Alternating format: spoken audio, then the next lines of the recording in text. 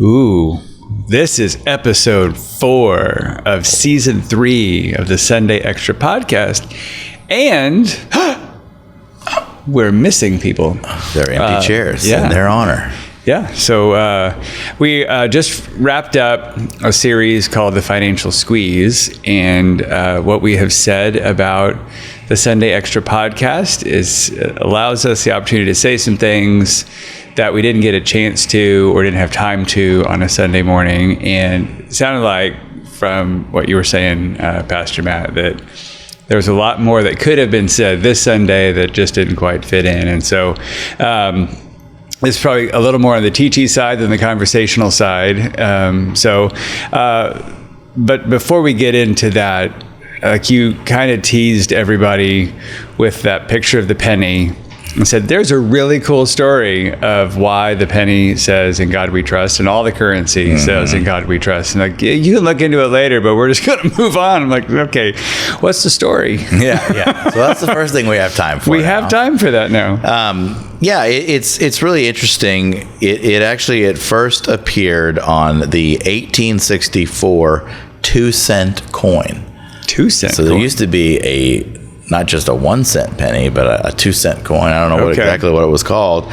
But then since 1938, all of the U.S. coins have the inscription, "In God we trust," on them. And I think what's interesting about it is that it originates back to the during the Civil War. There was this increased sort of religious sentiment during that time. Of course, obviously, a horrible time for our country, horrible. And there was actually in 1861 a pastor, the Reverend M.R. Watkinson from Pennsylvania.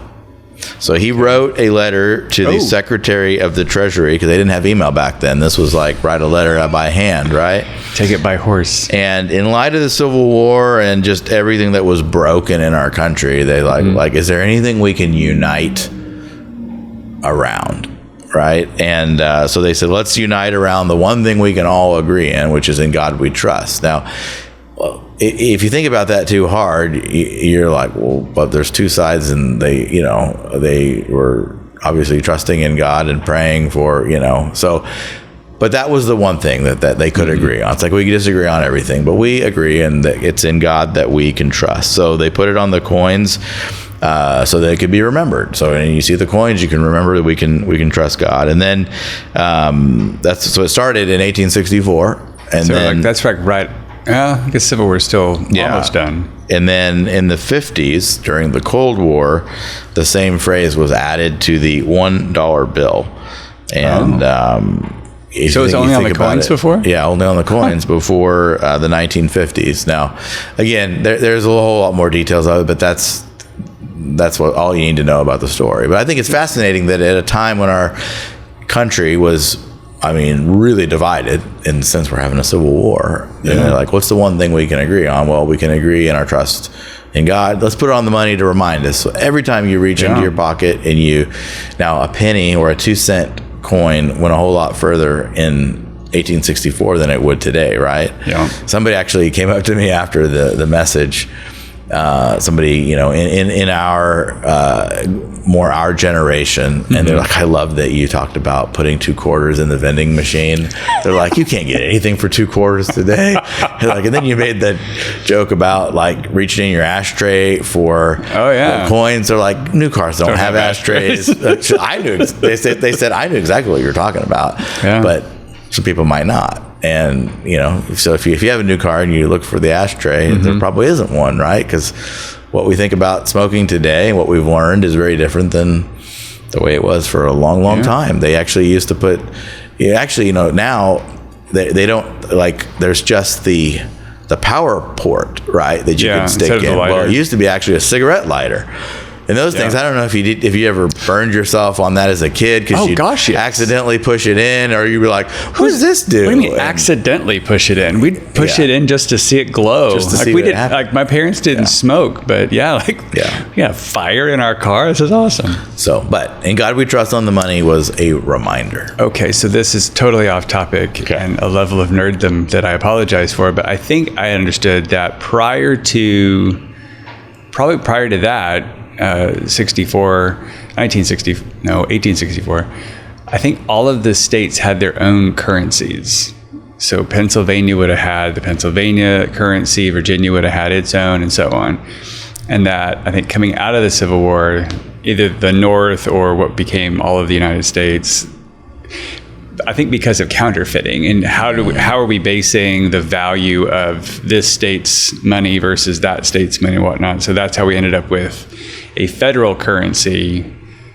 And then maybe, I don't know, but that's interesting that was an important thing. If we're going to have a united currency for these United States, what is the thing that unites us is God. It's God. Yeah. And then how far that's been forgotten over the course of time. But it's still on the money. That's one of the things. Sometimes it's still in the Pledge of Allegiance. Me. Yeah, that it's still there. So. Yeah, that's a good witness for us. So, so this Sunday we were talking about generosity, and I think you were alluding to, like in a past week, we need to budget for our money. We need to also budget for godliness. And I think there's a part of generosity that also needs to be a part of that budget, not just budgeting for the godliness part, but you can actually physically work your generosity into your budget. Like in particular, you mentioned tithing, giving 10% of the money we make back to the Word of God, or not to the Word of God, to the work of God. So can you go into a little bit more about tithe is such a funny word. Where did we get the word from, and why is it relevant today? Because I've heard this argument a lot, the tithe was for the Old Testament. Jesus came and fulfilled all of the Old Testament law. Tithing is not mentioned specifically in the New Testament, so why do we still do tithing as opposed to just giving post the resurrection? Yeah. Well, and this is one of the things that I chose to just say it and go along with it without taking the time to go into the full story. So as Paul Harvey used to say, here's the rest of the story, or the full story. This is another generation statement. Yes, you got to embrace it. My birthday's coming up in a couple of weeks, and I'm going to be another year older. Yeah, man. I'm getting old, but is this 47 or 48? 47. Oh, yeah, man. 47.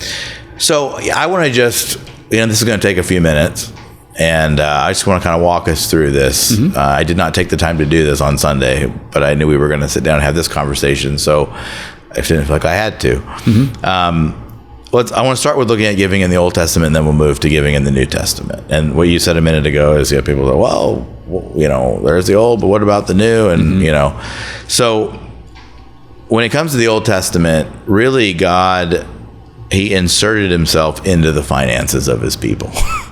And, he declares that a tenth of their income is to be set apart for him and his purposes. Now, God is actually the one that owns everything. 100% of 100% of it, God owns. There isn't a thing that God doesn't own. And it's really easy for us to think that we own it. In fact, we even say, like, well, I own this house, or I own this car, or I own whatever. But God's actually the one that owns it. And he told his people to set a portion of it aside. So in Leviticus 27, we see this in verse 30. Every tithe of the land, whether the seed of the land or of the fruit of the trees, is the Lord's. It is holy to the Lord. And then verse 32, again, and every tithe of the herd and the flocks, every 10th animal of all that passes under the herdsman's staff shall be holy unto the Lord. So holy means set apart for God's purposes, not my own, for his. And the Lord said that these things were to be set apart for him. This is one of the things where it's hard for us sometimes when we read the Old Testament to understand the context of it, because life looked very different for them than it does for us today. I mean, if you think about how much work you and I do on a computer each day, right? A lot of our work happens on computers. They didn't have computers back then. They lived in this agricultural society with, lots of farming and animals and all that. And, I don't think either one of us have any pets right now. I try to, my kids really want a dog. My kids really want a dog. They're going through that phase. So far I haven't convinced my kids that the squirrels in our yard are better than a dog because they can enjoy all the benefits without having the responsibility. They just kind of look at me and roll their eyes at me. But we just take them over to friends' houses and they have dogs. But we don't. It's hard for us to relate to this society when it's like literally, you count them and you're like, okay, this one's for God, and then that's number 1, and then 2, 3, 4, 5. You know what I mean? Like that's literally what's going on here. So this passage is part of the law where God clearly spoke to his people about the tithe. And this is where people say, well, what about the law today? Well, here's the thing that they either don't know or they forget, and that is that the law, or tithing, actually preceded the law. So you can read scriptures throughout the Old Testament before we get to the law where we see this. So tithing, it didn't stop when Jesus fulfilled the law, because it actually preceded the law. And so we see this in one of the things we see in Numbers. That's for the work and the operation of the temple, right? So we talked about that today. They tithe to the temple. We tithe to the church. So in Numbers 18:21, to the Levites I have given every tithe in Israel for an inheritance in return for their service that they do. Their service is a tenth for the meeting. So when God was dividing up things, the Levites didn't get a portion of the land because God was their portion and he was providing for them. And then, we can go a little further into the New Testament or into the Old Testament. We look in Malachi and we see that God's people were not handling things the way they should. And this is where God, says that we can test him in this. In fact, he says that we're robbing him if we're not giving. That's what we see from Malachi. But when we get to the New Testament, that's where things can get a little bit, confusing. It's not as clear. There are no real clear passages in the New Testament like there are in the Old Testament. Like, it'd be really nice if Jesus or Peter or Paul just spoke clearly on this whole tithing thing. Yeah. And then we wouldn't be having this question and this discussion. So we don't find a specific passage that says, yes, I'm continuing tithing into the new covenant. But we find more are principles that we can apply, principles and things that we should look at. So then this, first of all, it's an issue of giving is between us and God. And I was mentioning that this morning, that what we do is really personally with him. I mean, we can, like anything we talk about in church, we can say, here's what the Bible says and here's what it means, but you still got to decide to do it. Well, it's no different when it comes to giving and generosity or any of those things. But what we find is there is no revoking of the tithe. And when Jesus speaks to it, he's kind of like, it's assumed and it's there. So what are we saying? This is Matthew 23:23. He's talking to some religious leaders. What sorrow awaits you, teachers of religious law, and you Pharisees, hypocrites, for you're careful to tithe even the tiniest income from your herb gardens, but you ignore the more important aspects of the law: justice, mercy, and faith. You should tithe, yes, but do not neglect the more important things. So Jesus says you should tithe, yes. And this is where he never revoked what was said. And sometimes, again, it's hard for us to understand, particularly when we look through the Gospels, especially if you're looking in the Gospel of Matthew, which just comes from Matthew. Matthew is the most Jewish of all of the Gospels. So there are things that Matthew doesn't have to say. And there would be things like, I don't know, what's something we like, it seems like it goes without saying today, right? Like, I think you remember there's another generational thing. I don't know. You remember you used to see those like no shirt, no shoes, no service. It seems like you don't see those very often anymore. That's true. Right? What was going on? I don't know, but it's like it goes without saying. If you're going to come into the store, you're going to wear shoes, and you're going to wear a shirt. And if you really don't, we're not going to serve you. Now, a lot of people walking in with no clothes on. Well, maybe it was it was after the 70s. Maybe and that the was hippies, it. and we didn't quite get our shoes on yet. I don't know what it was, but you get what I'm saying. Yeah, you don't see right? It. Is that now it's no firearms? Well, yeah. So without something being revoked, Jesus not going into it, it was like this was just so assumed that this is how God's people operated. So I think that's one important thing. So, when it comes to the New Testament, okay, so there's not clear verses. What are some principles? Well, one of them is what sometimes we call the temple practice. And I talked about this, very loosely this morning when I said the tithe was given to the temple in the Old Testament, and it's given to a local church in the New Testament. But this goes to 1 Corinthians 9, 13, and 14. As Paul says to the church in Corinth, "Do you not know that those who are employed in the temple service get their food from the temple, and those who serve at the altar share in the sacrificial offerings? In the same way, the Lord commands that those who proclaim the gospel should get their living by the gospel." So literally, under the temple practice, there was a portion of the meat of whatever was given was put on the altar and burnt to God. But then also a portion of that was kept for the priests. Like that's where they got their food from. So there's the temple practice. They didn't have the land. They didn't have the land. So this is how God was providing for the Levite tribe. And that was their job, being a priest, right? Then there's another kind of principle is the worthy laborers. That laborers should be paid. So we see this in 1 Corinthians 9 through 12. "For it is written in the law of Moses, you shall not muzzle an ox when it treads out grain. It is for the oxen that God is concerned." And this was the idea is that if the ox are treading out grain, you literally don't muzzle them. You let them sort of eat off of what they're doing. They're not going to eat a whole lot, but they're working hard, and we're going to let them eat. So then he says, "It was written for our sake, because the plowman should plow in hope, and the thresher thresh in hope of sharing in the crop.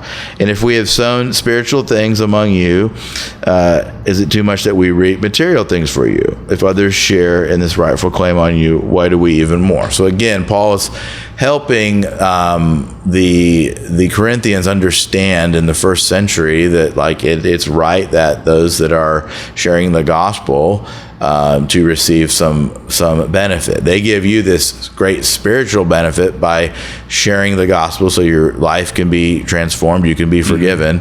For them to have some type of material gain, well, that only makes sense. Just like this, we allow the ox to tread the grain. So that's part of it, and then along with that is that spiritual blessing deserves material rewards. And we see in Galatians 6:6-8, let the one who is taught the word share all good things with the one who teaches. Do not be deceived. God is not mocked. For whatever one sows, he will also reap. For the one who sows to his own flesh will reap from the flesh will reap corruption, but from the one who sows to the Spirit will reap eternal life. And the idea here is that we spend money on all kinds of different things that we have, and followers of Jesus, they're to spend in line with the will of God, so that good things can happen.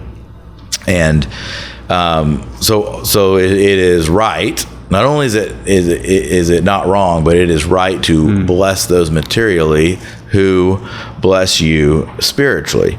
So again, you have all these, these broader principles. It'd be really nice if there was one verse, again, Paul just said, or Jesus just said, hey, we're got a new covenant, but we're going to keep tithing. So there isn't the clear-cut verse like we would like to have. But here's what I would like to also fill in some context. If you look at the Old Testament and you look at a good, what we call a good law-abiding Jew, because they had the law, they were giving between, the different tithes that they had and the other like offerings and things. And then they would give on top of that. So the average follower of God in the Old Testament was probably giving between at least 23% and probably somewhere between 25 and 30%. Wow. When you add it all up. And then we now live under the new covenant, and we are under grace, not the law. So we how much more do we have to be thankful for and grateful for?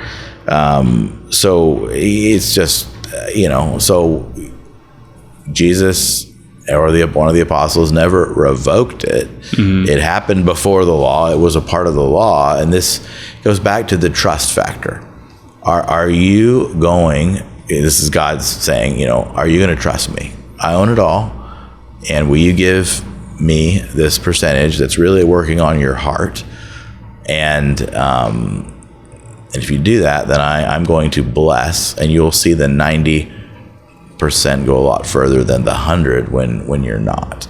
So is it biblical? Is it for New Testament? Is it for Christians today? I think when you read the scripture, it is.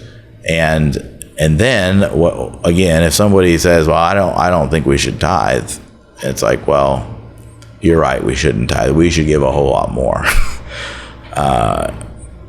So then all of a sudden 10% sounds pretty good, right? Yeah, I don't know. A lot of people are like, man, I wish I could give more than 10%, but man, this tithe really hems me in. I think you were saying the other week of like, I've not met somebody who has a generosity problem. Like, you really need to tone that down. But well, it typically the ones that, and people can do their own study of the scripture on this, but again, you'll find the verses in the Old Testament, you find the verses in the New Testament, you find no repeal or revoking of it. And usually what it is somebody who is trying to get out of giving. Yeah. Well, what I think is interesting, because I've similar but different, I've kind of wrestled with the same thing with worship planning, because in the Old Testament, it's very clear cut. This is what worship looks like. It means you offer these animals or these grains in these ways at this time, and this is what worship looks like. And then you get to the New Testament, and it's a little more vague as to what does God actually want out of worship now that Jesus has done what he's going to do. And in a similar way, it's very specific on tithing in the Old Testament, and it's less specific in the New. And I wonder if some of that is because of what Jesus did on the cross. Now we are in a more relational relationship with God than was what was going on back in the Old Testament under the law.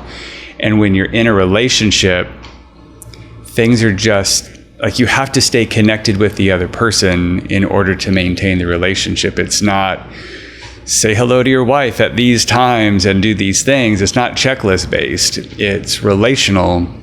And so out of that devotion, out of that love for God, well, what are you going to do? And are you going to check in with him and see how that goes? And often it does, like, there's a number of things that Jesus or God talked about in the Old Testament of, I know that I said to do these things for bring these things for sacrifice, or bring these things in for the tithe, and you're giving me blind animals, or you're giving me the less than awesome or whatever.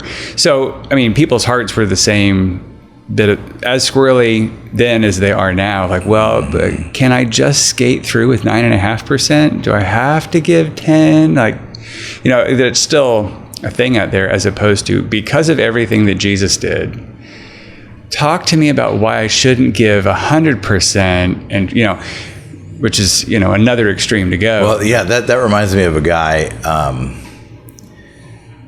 who he was saved out of brokenness. This is a story another pastor friend of mine told, that he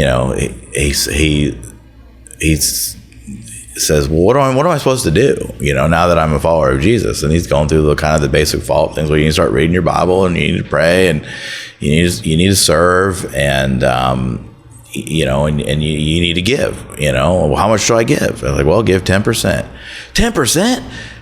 You mean like Jesus forgave me and saved my soul, and all God wants in return is 10%? Well, again, as a brand new believer, didn't fully understand the heart posture. Yeah. But I loved his response, because it's like, that's a great deal. You know what I mean? It's I mean, honestly, the only people that I have really had these discussions with who are almost like they're trying to squeak out less than 10% are people that have been Christians for a long time. Yeah. And I think we forget a lot. We want to justify. It gets hard. I mean, man, there's times where I'm giving and I'm like, yeah, right now I could actually use that 10%, right? But because I'm giving it, I actually have to trust God. Mm-hmm. And then I don't want to jump ahead, but I think really, I mean, just like, well, what does Matt think, and how do you look at this? I think when you read the scripture, again, looking at what happened in the Old Testament and with the New Testament, I think 10% is really just the beginning. Mm-hmm. And I mean, I will say, I don't think you're actually being generous until you're giving more than 10%, because 10% of it's God's, period. He owns it. And this is where I'm so grateful to my parents, the way they raised me. I grew up in a Christian home, and this was one lesson that we learned from the beginning. And it was like, you get an allowance, or you start having little jobs, and it's, it's easy. Like you get $1. Of course, again, this was back in the 80s, right? Cash. And I mean, I heard something the other day about like what kids were charging to mow lawns these days, and I'm like, you got to be kidding me. I mean, this is inflation added on to like what I made when I was mowing yards. How much was it? I mean, this was like $25-$30 or whatever some kid wanted for mowing a yard. And wow. I was like, wow. $5 when I was. But, so you make $1, you make $5, whatever it is. It's like, okay, you're going to save this much, and you're going to give this much to God right off the top. So I just grew up with that. And, I'm in a place where I'm like, I don't know what I would do if I wasn't tithing. Like, it belongs to God. You know what I mean? So, but I understand if you don't grow up that way, you have to learn. And here's the thing where it's like, just start with something. You don't have to start with 10%. What can you start with? What can you start? God loves a cheerful giver. And, and I gave this now challenge today. I fully believe, again, this isn't be like, oh no, Hope Church needs your money. This is about you and God, and what God wants to do in you and through you as you open up your heart to trust Him more. But I fully believe that anybody who prays and asks God how they should participate in it, I think He's going to give them all something to do if you actually pray about it. I mean, unless somebody has already given like 50% of their income away, I don't think God's going to say, you're good.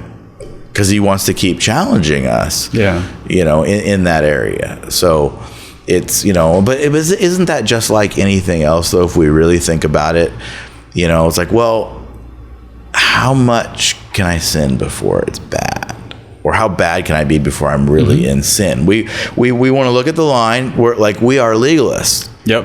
We want to look at the line and get as close to it as we can. Like, how can I still be, okay, but, be, what was that phrase? I want to have fun. I can be as bad as I can be, and have fun, but still be good, or whatever. Yeah. I can't think of it right now, but just we look for that line instead of saying, man, how generous has God been with us? I mean, the very breath in our lungs right now comes from Him. And we need to be generous back and give back to him and trust him that he's going to provide the next breath. He's going to provide the next thing that we need. So, yeah.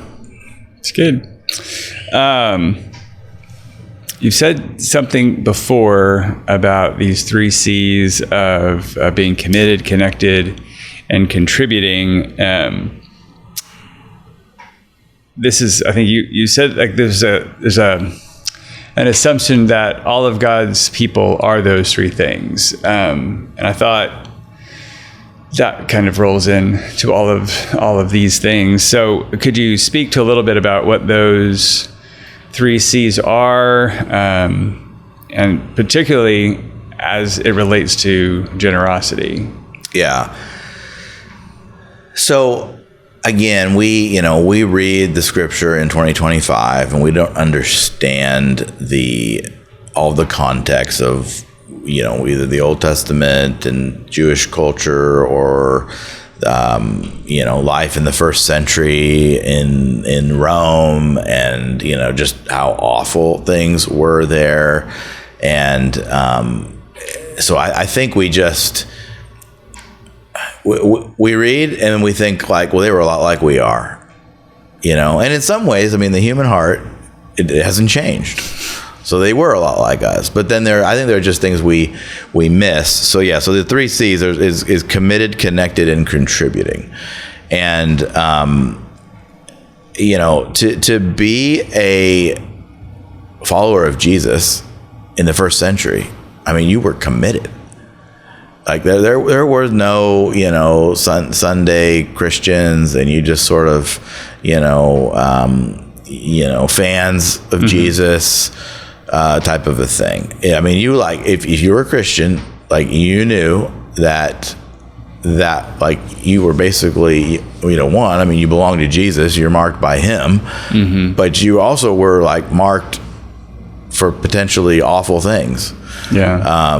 So the very fact of, meaning like persecution, the whole like Christians before the lions in the Colosseum, and all of those, all that kind things, of stuff. Yeah. In fact, that's even where that, like, the backstory on the whole the fish symbol. Okay. Was like, it was kind of like a secret handshake for people, where like one person would draw one part of it and the other person would complete the fish, and that was like a way that Christians could identify themselves with each other. Is because if I'm a Christian, I mean, this is where, like, here too, sharing our faith in Tarrant County and in Texas, I mean, like, there's no risk to it. But like, I could, in the first century, share my faith with somebody, share it with the wrong person, and now I just get arrested and I get thrown in the Coliseum or whatever. So like, they were committed. There was not I go to church occasionally. They were committed. They were committed to Jesus. They were committed to walking in his ways and obeying him. It was just, stakes were just so much higher. Yeah. And then, so they were committed, but they were also connected. They were connected with each other, and they needed each other. And this is where the whole, the Lone Ranger Christian thing is not a first century thing. You're like, how in the world are you going to do this thing by yourself? You are connected with other believers. Now you have to be careful about how you're connected. Maybe they're hiding in the catacombs early, having their worship services early before people can see them, but they're connected to other groups of Christ followers, and they're needing to be generous with them, and they're helping each other out. That's part of the connection. There's this sense in the early church of this, like, they're connected and they're sharing what they had. In fact, there's a story where you can read this in Acts. Somebody gives some land to be able to share the resources, and then this other couple, they like, oh, I want people to do that. So they sell their land, and then they say that all the money they got is what they gave. And that wasn't, and they lied, and then the husband drops dead, and the wife comes in like right after they pull his body out, and then they ask her, was that how much you got for it? Oh yeah, we gave all of it, and then she drops down dead. Yeah. And to me, the saddest thing about that story was like, they didn't have to give all of it. They lied, though. Yeah. It makes us think about lying, right? What if we were immediately dropped dead every time we were lying? So they're just like they were committed, they were connected, and then they were contributing with what they had. They were contributing with each other, and this is just the scriptural assumption.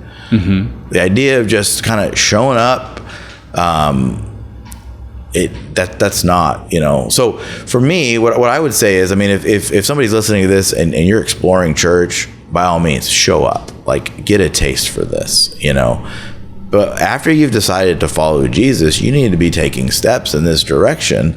And it's actually as you do that you're going to grow and you're going to receive, the blessing that we talked about this morning. It's just this like sense of happiness and well-being on the inside. My life might be really chaotic, but how do you have this, sense of happiness and well-being? Mm-hmm. Well, you really can't find that apart from Jesus. So I think we have it too easy today.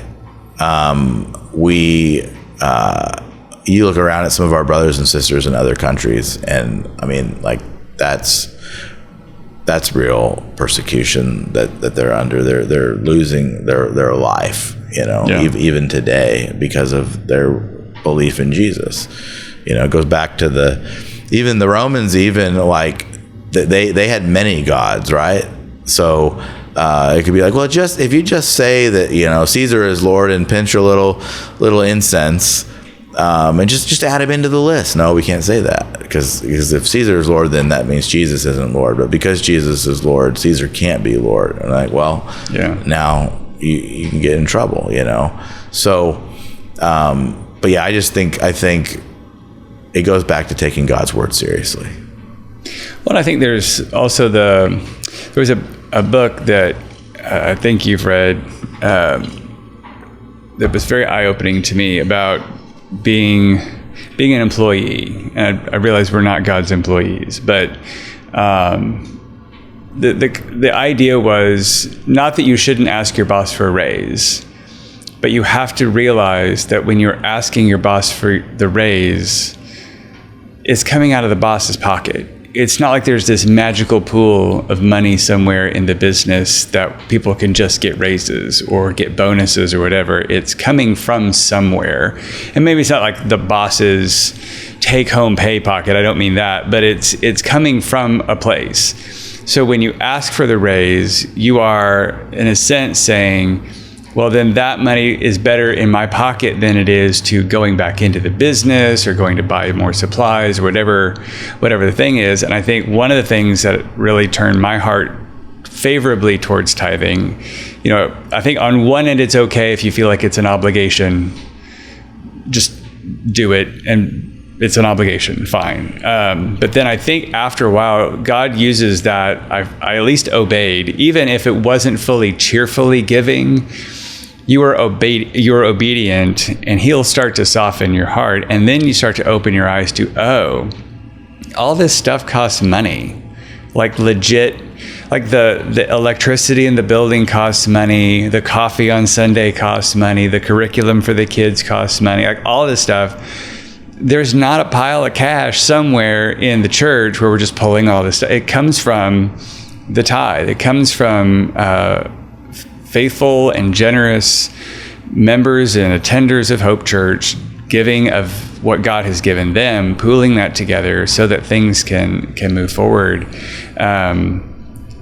It kind of changed my mind. Like, if I'm enjoying this thing about the church, but I'm not contributing financially to it, that really is, I'm mooching. I'm not participating. And I think that kind of goes to certainly on the contributing side. But then as I get to know people and I want to see them move forward with Jesus and I see how much they're sacrificing and I'm connected to them, like, I should probably give to it starts, God does all kinds of things to change the attitude of the heart to where even if you started giving obediently but begrudgingly, it can shift to it is cheerful and it is extravagant and all those things. Mm-hmm. Yeah, I think, I think the one thing I want to be careful of is because just like God meets us where we are, right, we want to meet people where they are. Yep. So, particularly for people who are not yet followers of Jesus and exploring. Our founding pastor used to kind of talk about this progression that people go through, and we all start out as consumers. So there is a level of being a consumer when it comes to church.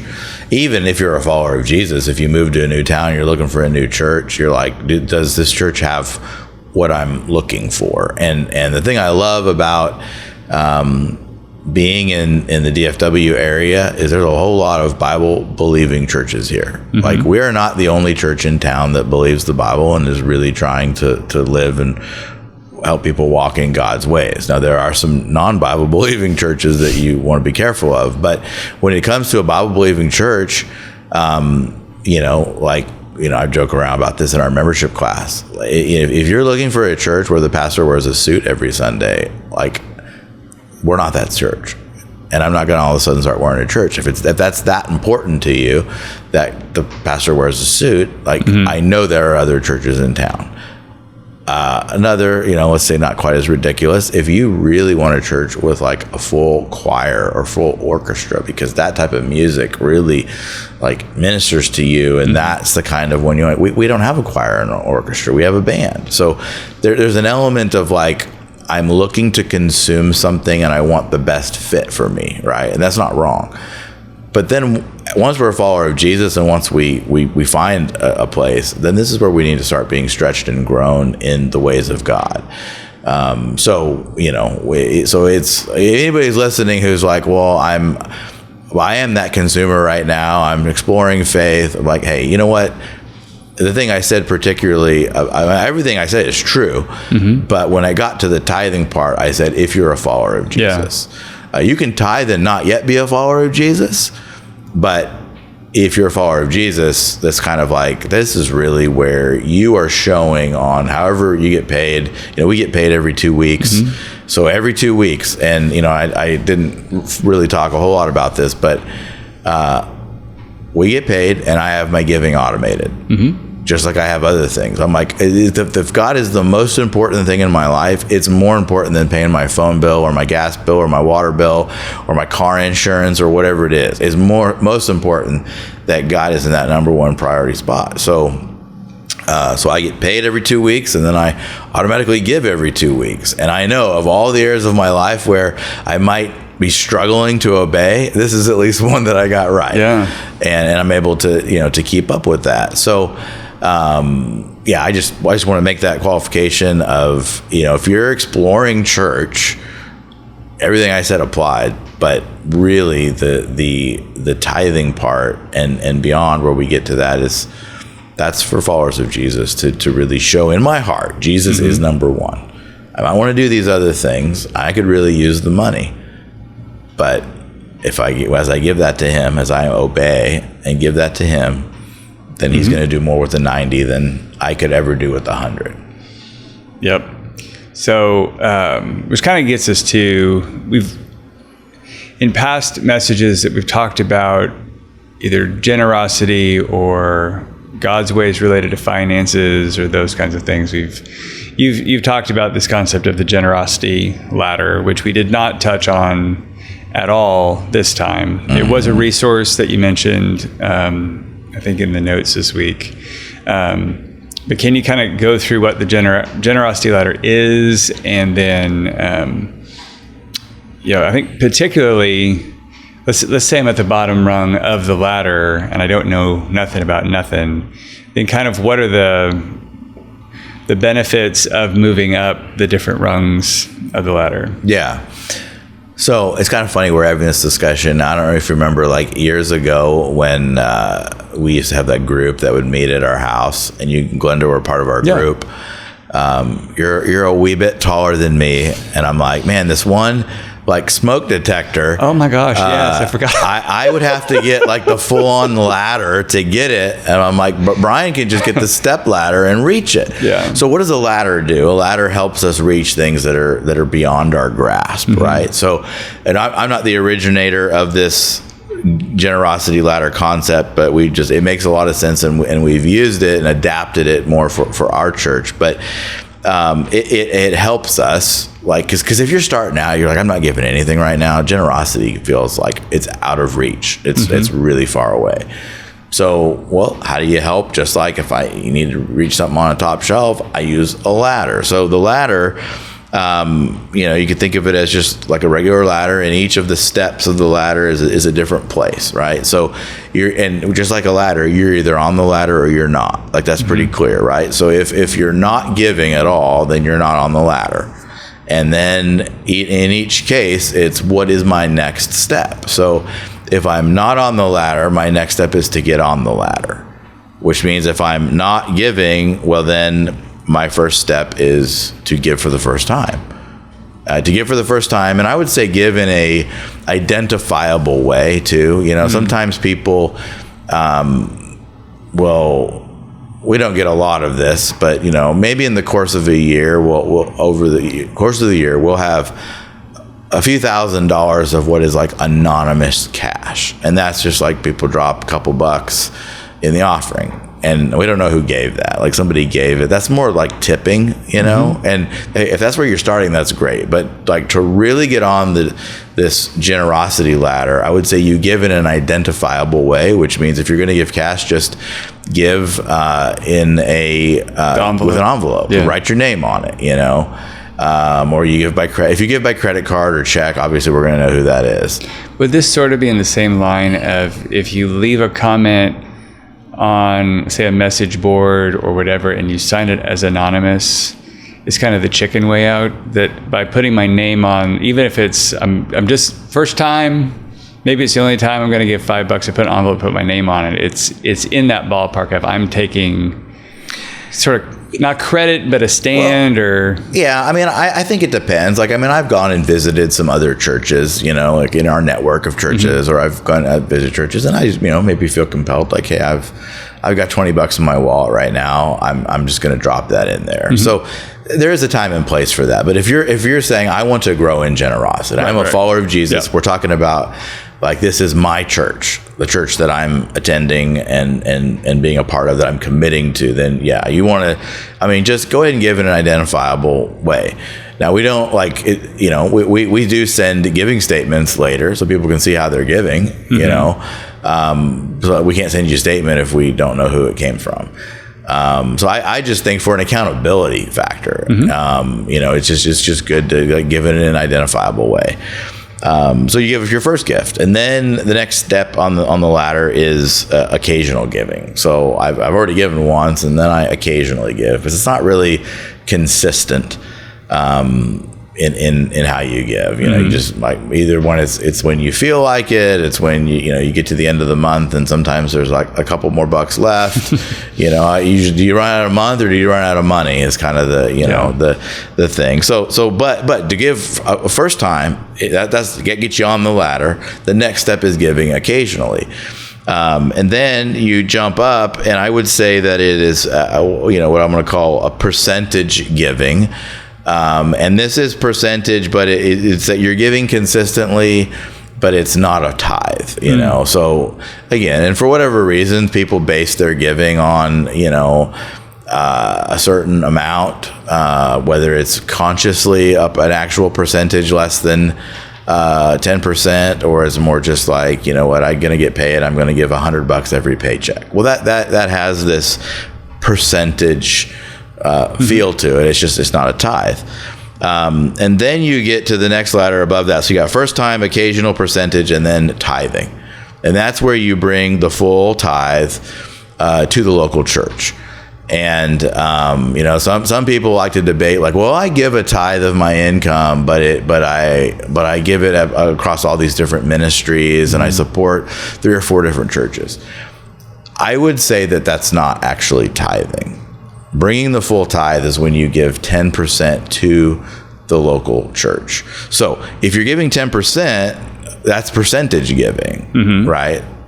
But it's not the tithe. Over the span of... Yeah, and again, this goes back to the temple practice, and one of the questions is the storehouse. What is the storehouse? Well, the storehouse is related to the temple. So the New Testament equivalent of the storehouse is the local church. Now, I'm not making a statement of judgment of what great ministry other ministries are doing, but there is a difference between the local church and, other parachurch ministries.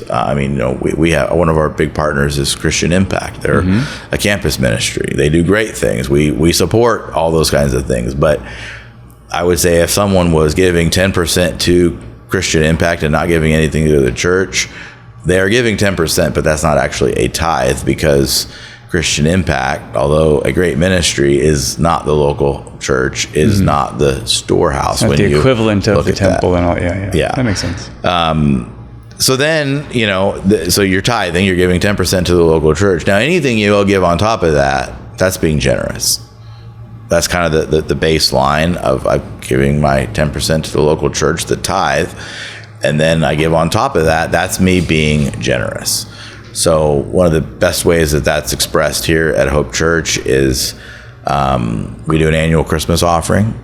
And, the whole time we talk about it, it's about a 12-week period that starts mid-November through the end of January. And we say that this is it really is a generosity offering, and we're giving above and beyond our regular tithes and offerings.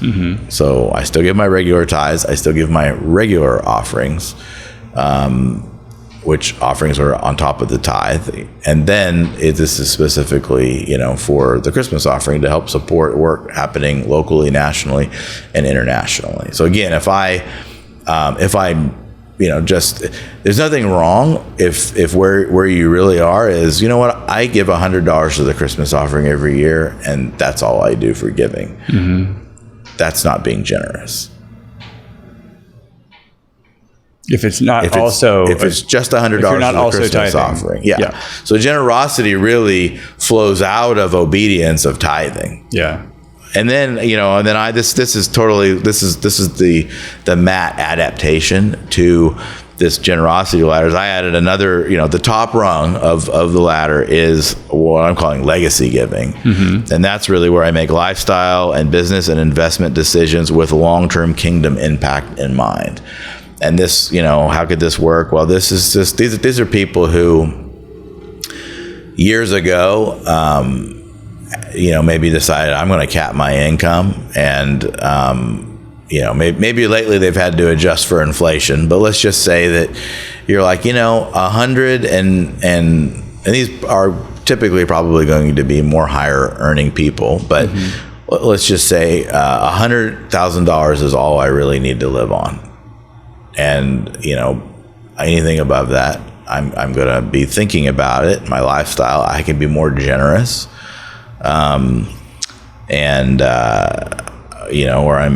This is where people put their local church as a beneficiary of life insurance or in their will, and those types of things, where I want to be a legacy giver even after I pass on to be with Jesus. Yes, I want to be generous with my kids, but I've even heard people be like, well, my kids are a bunch of knotheads. I can't give it all to them because that will screw up their lives. Yeah. And their kids get some, but then really the bulk of it goes to maybe the local church, maybe spread out to other ministries.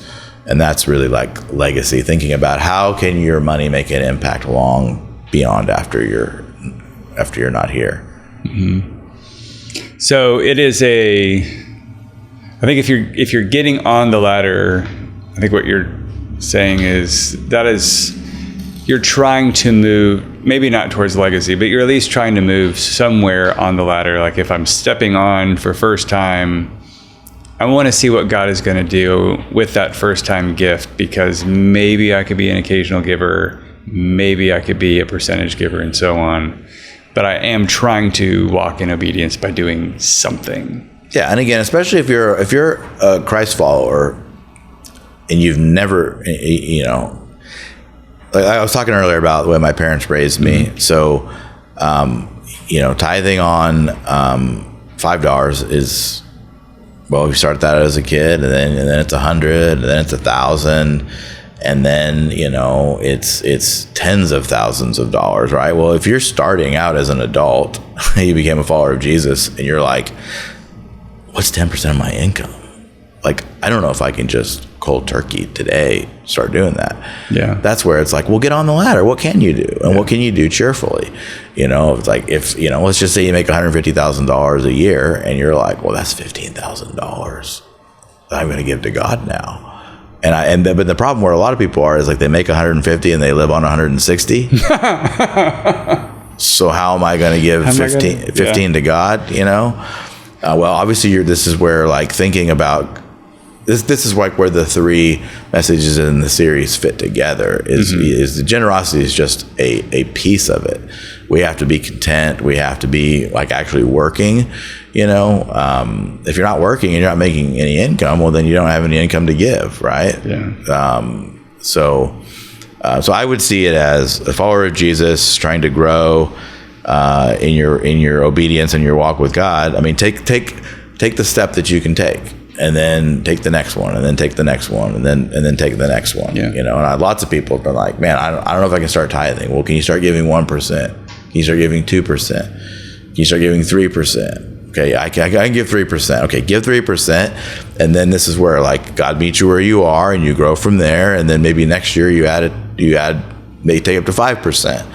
And then your goal is to get there, and maybe while you're in the middle of that, you got to pay down some debt, or whatever it is. Again, it's between you and God, but you take steps. So the ladder, like if you're thinking like, I don't know how in the world I could ever be generous, you're not giving anything. Well, the ladder is made for you to take the steps to get there, because being generous is like really out of our grasp if we're not doing anything. I think I'm remembering this correctly, because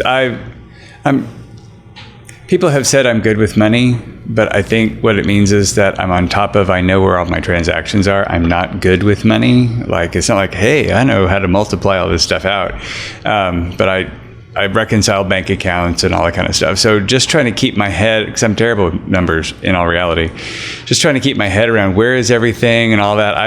I don't know how many budgeting templates I've actually viewed over the span of my life. It is often that, income is usually one of the first lines on the spreadsheet, and often one of the last lines on the spreadsheet. Like, they'll give you some like, here's stuff for housing and utilities and all that kind of stuff. Usually one of the last sections on there is charitable giving.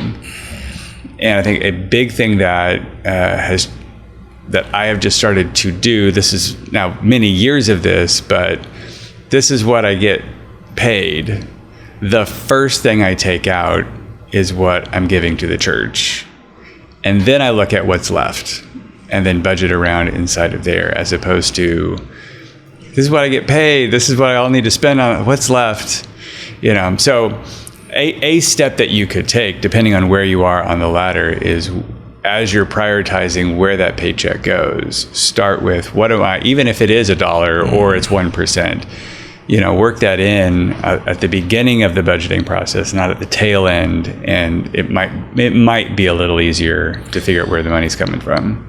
Yeah, there's a diagram we've used in the past that, I kind of basically think of like a pyramid, in different levels.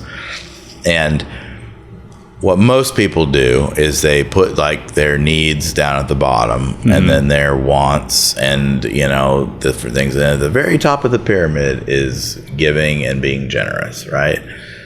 And what God actually calls us to do, and as we handle our money God's way, is we basically flip the pyramid, and we build the pyramid with giving back to God the 10% at the bottom.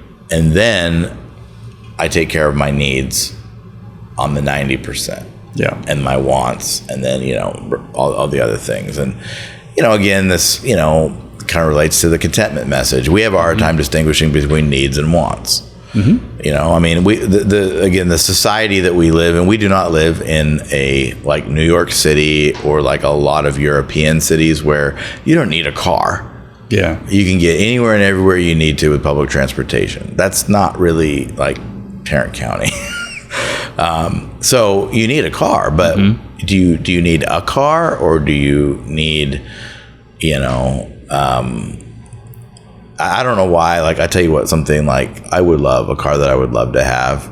I love the like Mercedes G-Wagons. They're always like the big tank, boxy looking thing that like usually it's like the mobsters have in the movies. You know, like think Jason Bourne and you know, the mafia. They're driving around these Mercedes G-Wagons. They're just like these tanks. Like, but those things are like $150,000 or something like that.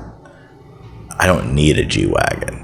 I wouldn't mind driving one, but I don't need one. You know what I mean? Like but we do need a car, and you do need a place to live, and you do need to wear. You know, it's like we were talking about earlier. It's assumed now, no shirt, no shoes, no service. Everybody's wearing shirts. You need shirts and shoes, right?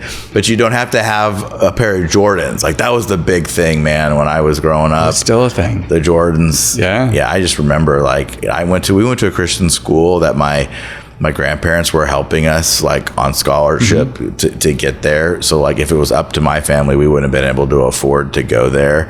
And I'm around all these like rich kids and like they all have like multiple pairs of the latest Jordans and all this stuff. And I remember one year I got a pair of Jordans, but they were the last year's model because they were on sale and whatever. And my mom's like, well, don't you want these shoes? And I'm like, yeah, but then I'm like, now I'm wearing last year's Jordans instead of this year's Jordans. And anyway, you know what I'm saying though? So the needs and the wants. And this is where if you're really going to honor God with your finances, most of us, it means we've got to reevaluate some things. Yeah.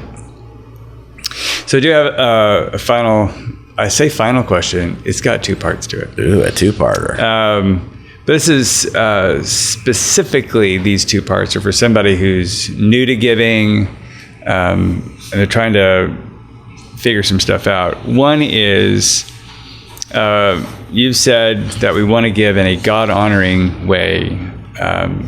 What does God-honoring mean in this? Like, Yeah, I think that's a great question. I think there's some parts to it. And in fact, actually, you know, part of what I'm going over is the generosity ladder handout that was a part of the recommended resources. The front side of the page had the generosity ladder on it, describes it. The second or the back of the page basically talks about 4 components of giving in a God-honoring way. So here are those 4 components: systematic, proportional, sacrificial, and cheerful.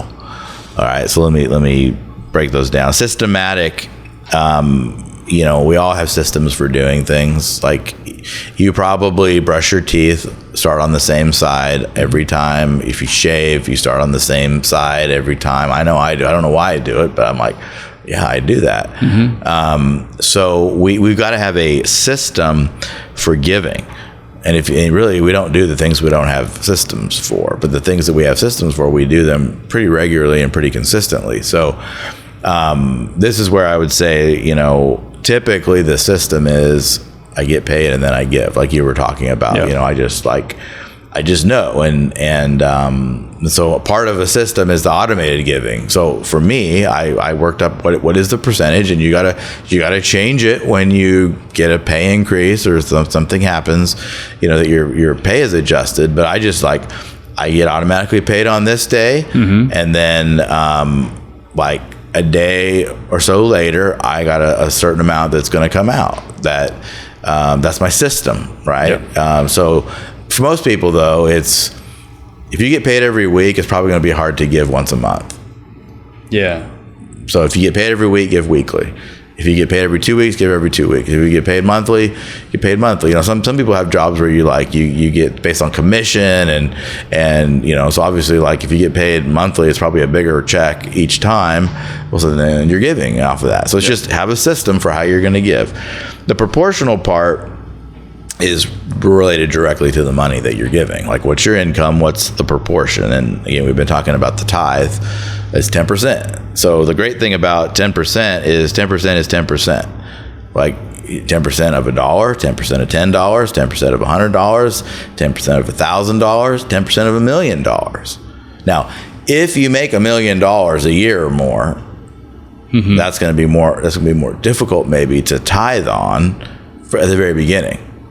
But once you've been doing it for a while, it's just the percentage. So I think some people say, this is a little bit like what we looked at with Haggai and God's people is like, well, not now. Now's not a good time. Like some people, I'll give when I make a certain amount. Well, if you're not giving now, it's going to be harder to give when you make that much. So it's proportional. And then in a God honoring way again is tithing. So that's 10%. Sacrificial means that there are times when God's going to prompt us to give above and beyond, and that's like the Christmas offering. I think there's that includes formal and informal. I mean, one of the things that a lot of people do here, which I think is great, is when somebody has a baby or when somebody's been sick, people will make meals for people. Mm-hmm. Well, that's a form of generosity. That's a form of giving. It's enough to buy or make a meal for your own family. If you're going to go buy extra groceries and make another meal for another family, that's a form of generosity. So there's just going to be times where God's going to call us and prompt us to give above and beyond. That's the sacrificial part. And then the cheerful part is, we looked at 2 Corinthians 9:7 about God loves a cheerful giver. So what I would say for someone, if you're just starting out, again, my question is, what can you cheerfully give? And if legitimately all you can cheerfully give is $1, we'll start there. If you're like, if I gave $2, I think I would be begrudging right now. But I can cheerfully give $1. Start there. And then the more you give over time, the more you can cheerfully give. And I think just one of the things that grows over time, honestly, I'm not just saying this, but I could be cheerful about giving a lot more than I can give right now. So I have some limitations, but I could be cheerful about giving more. Mm-hmm. And you're like, well, how does that work? Well, that's part of what God does to change you and grow you. But so you want to have all four of those: systematic, proportional, sacrificial, and cheerful. Because again, it all goes back that God is not interested in the money so much as he's interested in our hearts, our wholehearted devotion to him, knowing that he is the number one most important place, holds the most important place in our lives. And this is where that phrase, put your money where your mouth is, right? God, I say you're important, but are you really? Well, I'm gonna honor you with my finances. So I'm putting my money where my mouth is. I say it and I do it, and I show that I mean it. Okay, so the second question, which is in the same ballpark, in terms of, in the Financial Squeeze series, we're looking a lot at me, I need to carry my load, I need to be content, I need to be generous, and how are my finances going? But then I give my tithe to the church, and then I would assume then that the church as an organization has a stewardship of that money. So what does good stewardship look like for us as a church?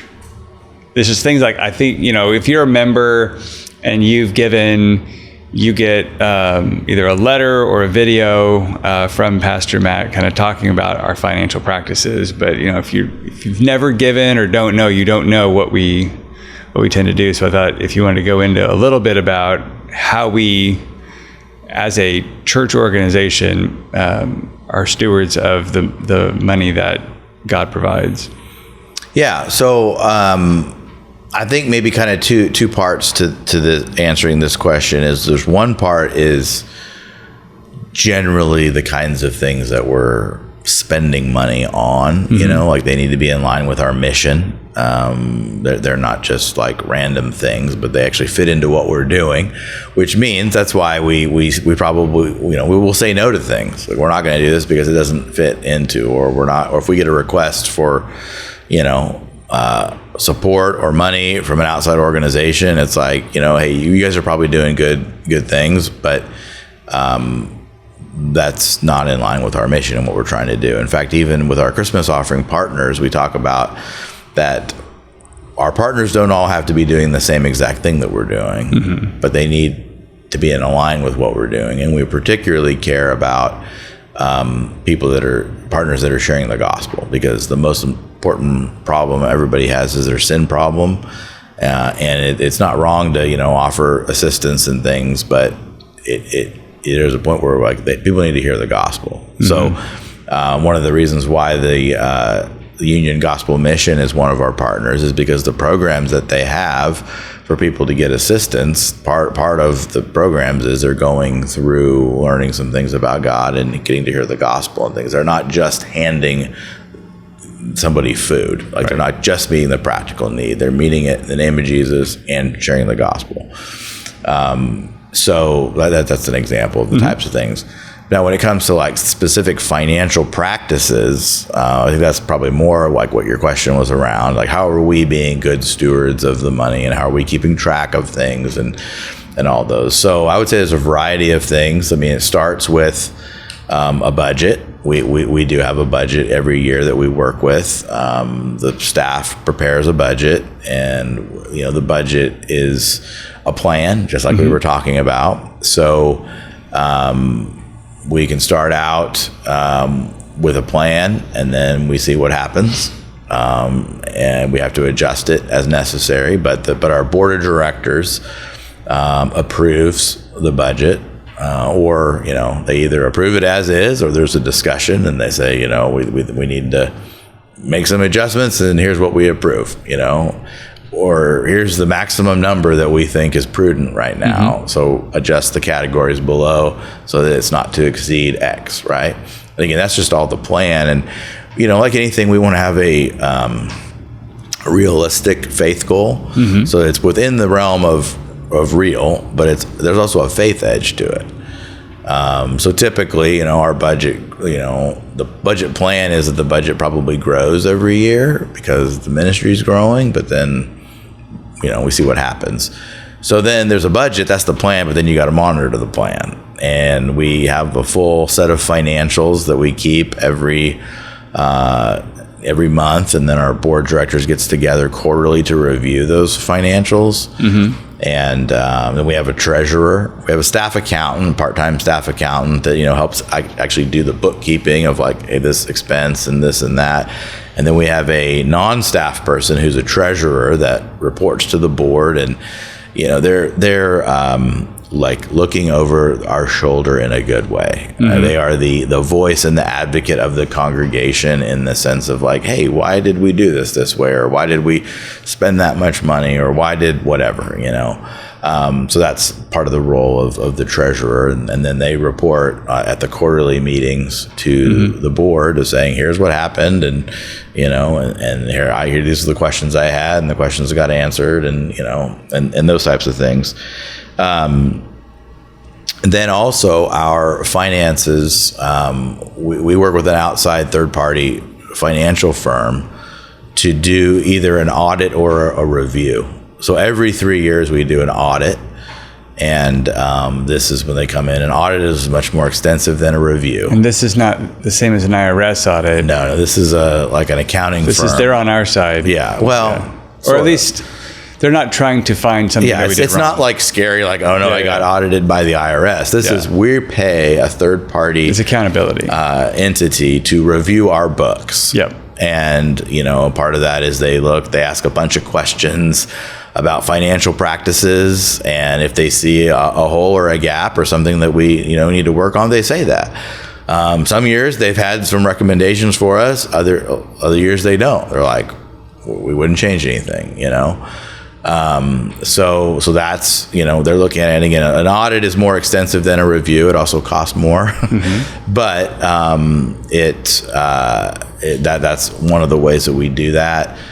We are a member of a group. I think I always get the acronyms, ECFA or something like that. Those are all the right letters. It's the, Evangelical Financial Accountability. Anyway, like you have to meet certain standards of financial practices and accountability and good management to be a member of this. Like, they don't look at how much money you receive as your church offering doesn't stipulate if you can be in or not, but it's like, what are your practices that are good financial practices to kind of get their stamp of approval? And you have to resubmit. Actually, we take those financials and submit to them, I think every year, and then they say, yeah, you're still doing this. So I I don't know all of what's involved with that because I don't handle that specifically. But I remember the first year that we looked into it. This was years ago, like well over a decade ago. We actually couldn't qualify because we weren't doing some of the things that they required. And then as soon as we started doing some of the things that they required, which are good things anyway, you ought to be doing, well, then we could qualify. So that's another way. We also give quarterly giving statements to everybody who gives. So that's a way that, you give, I give, we can see, okay, here's all my gifts in the, they add up into the quarter. So quarter one, depending on, how much you give, might be on one page. By the time you get to the year end, it might take up a couple pages. So it's everything you give to the general fund or the Christmas offering or other, special things. That allows people, and we have had this before, people get the statements and they're like, I thought I gave more. And then we were able to see, like, did you give or did you think you give? And we've had people, different things happen. I remember one person, I think they had changed something with like their job and their, anyway, something. It was like what you could call an administrative error on their part, and like they hadn't given. Oh wow! And I think like they didn't. We sent the first quarter statement. They just didn't catch it. Then they get to the mid-year and it's like, why have we not given anything? Well, then they went back and checked their bank, and sure enough, they hadn't given anything. I think like their bank was sending checks because you can automate it through us, right? Or you can automate it through your bank. Yeah. And there was something squirrely that happened, and then but this was somebody that was committed to giving in a God honoring way, and then they made it up, and it's like then they got back on track. So there's this like self accountability, and like maybe we missed something. We've also had people. Let me just give a non shout out to the U.S. Postal Service right now. I mean, if you mailed anything, you know what I'm talking about. And we had, I think some of this got fixed. There was a particular mail issue that was going on, but we had some people that were like, why haven't you cashed any of my checks? Why isn't my giving showing up? We're like, because we haven't got any checks from you.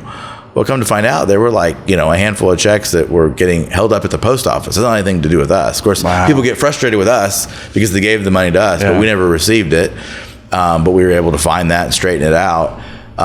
So it's good accountability on both sides to get those giving statements. We also try to give regular updates to our leaders and to those who give. One of the things years ago, we used to do full church updates, every quarter or whatever in the worship service. And we got away from that, because it wasn't making sense to all of our guests coming. Mm-hmm. It felt very insider-ish, and then again, if you're a type of person that's like, oh, the church is talking about money again, all that.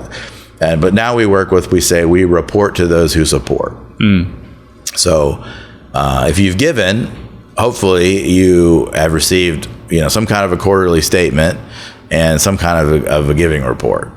If you've never given, you won't have received any of those, and that's okay. But we report to those who support. Very good. So those are just, I think, probably the main things that we do. And then again, we want to be humble and flexible, so that when the next audit or review comes in, if the accounting firm says, hey, what about this or what about that, don't be like, they think we're horrible. It's just like, no, that's a really good idea, because we talk about being above reproach in our personal lives. We want to be above reproach when it comes to the finances. We take very seriously that the money that is given to the church is God's people giving money to God, giving back to Him through the local church. So we want to spend it as wisely and prudently as we can. We want to keep track of it, manage it, monitor, all of that, the absolute best we can. And if there's a new, better way to do it, well, then we want to do a new, better way. So one thing that I've really enjoyed about the Financial Squeeze series, being in the financial I've squeeze. Never enjoyed a financial squeeze itself, was the purpose of the series? Well, anyway, we were talking about how God is using the pressure of the squeeze to reveal stuff about our hearts and to show us how to walk better in his ways. And I think at some regard, that's the big push of any squeeze. This one, let's talk about the financial squeeze. There could be relational squeezes, or there could be time squeezes, or there could be any number of other things. But that God loves us, God is faithful to us, and he wants us, if we're walking in his ways, to be like him, and he uses those pressure moments to walk in his ways better today than we did the last time. So probably this won't be the last financial squeeze. That if you're in one, this won't be the last one you have. If you're not in one, probably another one's coming. Yay. But it's been 3 weeks and we're done with talking about the financial squeeze. Next Sunday, we're diving in for 1 week, kind of looking at groups. We launched the group catalog on Sunday and have advocated for, seems like it's come up quite a bit this summer, of you need to be daily in the Bible, you need to be weekly at church, and then it's good to have a midweek touch point with other believers, and that's what groups are. Mm-hmm. So we're going to talk a little bit about groups on Sunday, and then we're into the big day. And so if this is I think we've said before, this is a highly invitable time of year, because as people are moving into the area or starting school and new routines and those kinds of stuff, people tend to be a little bit more open to, what else is new about things. So if you are listening and it is not yet, even if it's past the big day by the time you get to this, you come anytime. Keep coming, keep inviting people who'd love to have you. But in particular, if it's before the 7th of September, invite people to join us for the 7th as we launch the series Anxious for Nothing. But we'll see you back here next week while we discuss about being in a group and the awesomeness that is. So we'll see you back here next time on the Sunday Extra podcast with our special guest. Ooh, special guest. We're gonna have a special guest next week. We are gonna have a special guest. Yeah, somebody. Do you want to say who the special guest is? Or just leave it a mystery. We're just gonna leave it a mystery. They got a mystery special guest. They gotta join us next week to hear from our special guest. All right, we'll see you back here next time.